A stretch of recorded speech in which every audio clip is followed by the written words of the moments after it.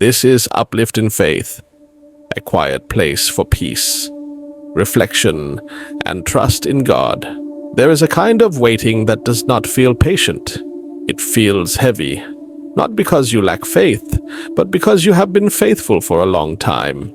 You prayed, you trusted, you stayed, and still the answer did not come. Waiting like this can feel lonely. It can feel confusing. It can make even strong believers question themselves quietly. Scripture never pretends that waiting is easy. In fact, some of the strongest people in the Bible waited the longest. Joseph waited in a prison cell he did not deserve. Days passed, nights passed, promises stayed silent. Yet God was still arranging outcomes Joseph could not see from inside that cell. David was anointed king, then sent back into obscurity. Years passed between the promise and the crown. Hannah cried prayers that seemed to disappear into silence. Even Jesus waited 30 years before his public moment arrived. Waiting does not mean God forgot you. Often it means God is forming something in you that cannot be rushed.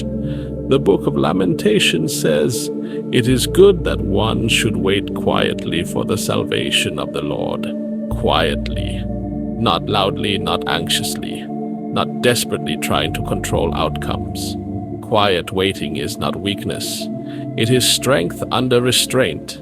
There are seasons when faith does not shout. It endures. You may feel tired right now, tired of hoping, tired of explaining your faith to others, tired of believing for something that keeps delaying.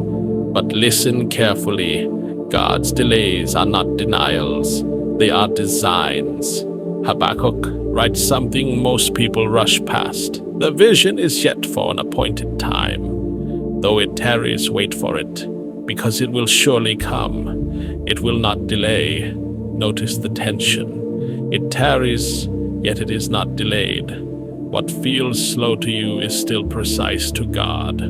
Waiting is not empty time. It is filled with unseen preparation. Moses waited 40 years in the wilderness, not because he was forgotten, but because leadership is shaped in obscurity.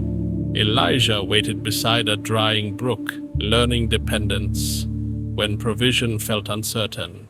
Waiting teaches us something success never can: how to trust God without outcomes, how to remain faithful without applause, how to stay gentle without answers.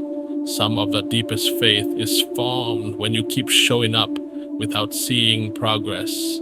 If you are waiting right now, you are not behind. You are being aligned.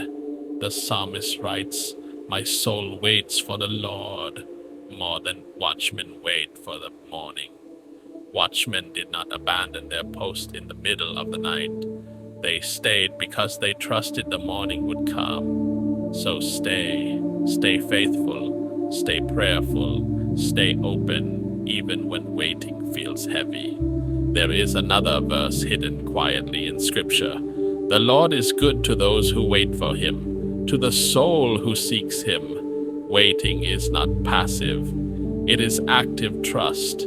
It is choosing hope when doubt would feel easier. It is believing God is still writing, even when the page looks blank. There are moments when God feels silent, not because he has left, but because he is inviting you to listen differently. Silence is not absence. It is often intimacy. When God is quiet, he is not distant. He is near, working deeper than what noise would allow. You may not see progress yet. You may not feel clarity yet.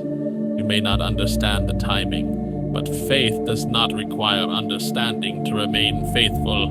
Trust the quiet work. Trust the unseen forming. Trust the God who has never failed to finish what he began.